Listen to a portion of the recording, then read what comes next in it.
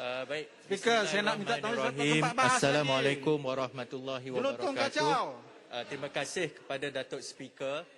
Johor Bahru memilih untuk berbahas soal vaksin mengambil kira masa persidangan kali ini sangat pendek.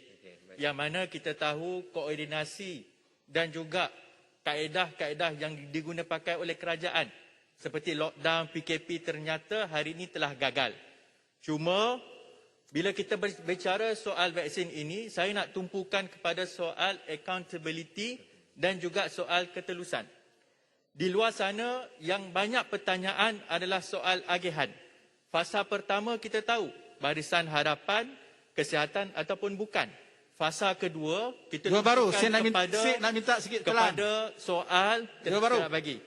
Dalam soal kepada mereka yang berisiko tinggi. Takut juga orang. Masalah yang kita hadapi pihak menteri, masuk fasa ketiga seolah-olah tiada panduan. 3 bulan, 4 bulan ini kita tak tahu bagaimana keputusan itu dibuat untuk mendahulukan seseorang. Hari ini saya terpaksa kongsikan cerita melibatkan rakan saya. Kami serdarjah di Sekolah Kebangsaan Taman Pelangi. Beliau telah dijangkiti oleh COVID-19 beberapa hari sebelum Hari Raya Aidilfitri. 30 hari dalam ICU, Datuk Speaker. Kemudian 46 hari di hospital.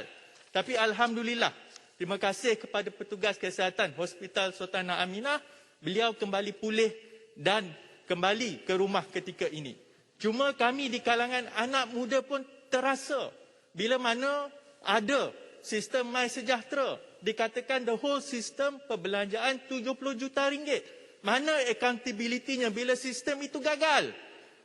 Yang kedua, bila kita dah tahu sistem tersebut gagal, kita tahu yang mana menteri menggunakan kaedahnya supaya agihan ini seolah-olah di-outsource, iaitu bypass kepada sistem utama.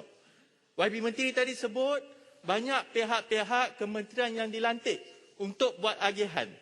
Cuma yang saya nak tanya kepada YB Menteri, agihan tersebut berpandukan apa? Sebab bila kita tengok, bila menteri buat belancaran untuk agihan vaksin tertentu, dia buat di kawasan dia. Contoh di Ampang. Kita tahu ada pengurusi agensi kerajaan, ahli parlimen dalam dewan ini, bila buat pelancaran, dekat kawasan dia, dekat Jempol. Jadi sekarang ini seolah-olah kami di kawasan zon merah, Johor Bahru, merah sejak PKP 1 tak pernah keluar. Jadi vaksin itu agihan tu macam mana? Sebab itu YB Menteri, bila ada kumpulan mahasiswa minta, bila guru-guru minta, sebab kita tahu, tengok cikgu dia tak ada kawasan, senator, jadi seolah-olah tidak diutamakan. Mahasiswa, rider dan sebagainya, ini mereka memang mendesak. Masuk perkara yang ketiga. Johor Bahru minta bila kita sekejap. sebut, Johor Bahru minta sikit je. Oh. Yang mana bagi kalau kita lihat soal pembukaan ekonomi. Kita tahu bahawa bila kita agihkan pemberian vaksin ini, kita nak pastikan bahawa kawasan tersebut dapat dibuka dengan segera.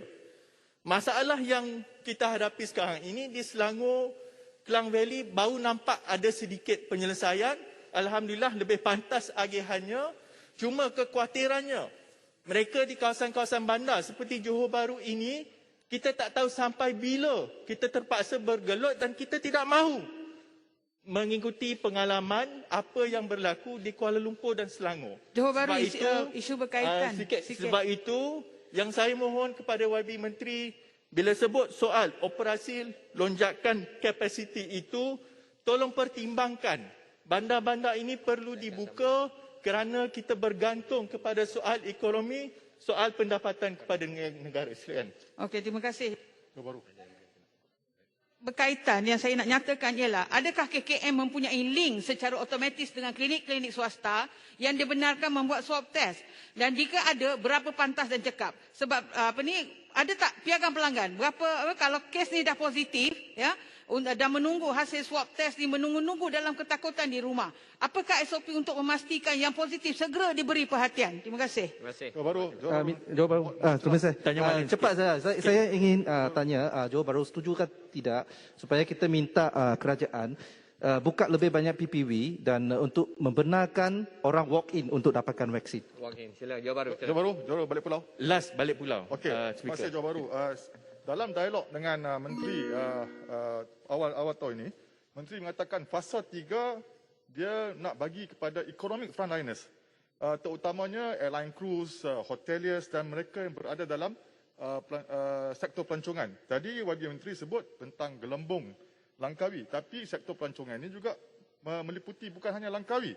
So mereka juga perlu diberi keutamaan dalam mendapat vaksin. Terima kasih, Dr. Terima kasih, beliau belau. Okey, saya cuba gulungkan. Yang mana saya bersetuju dengan pandangan rakan-rakan ahli parlimen diminta masuk ke dalam soalan saya.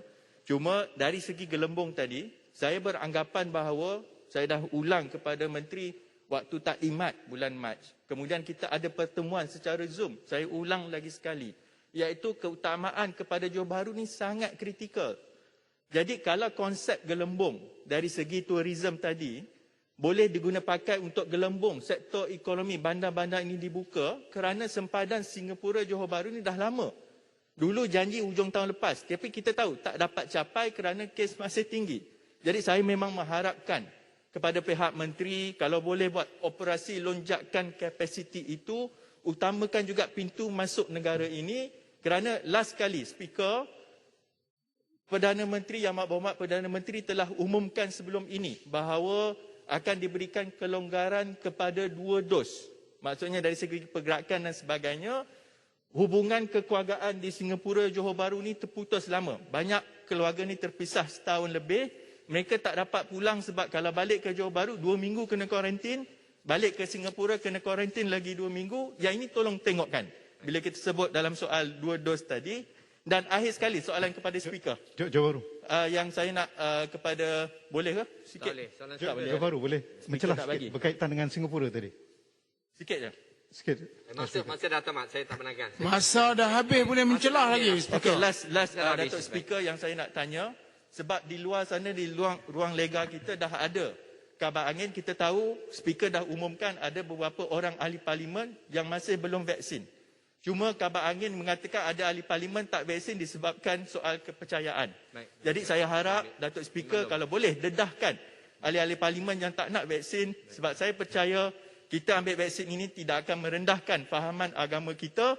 Jadi tolong tunaikan tanggungjawab kita sebagai wakil rakyat. Terima kasih. Terima kasih Johor Bahru.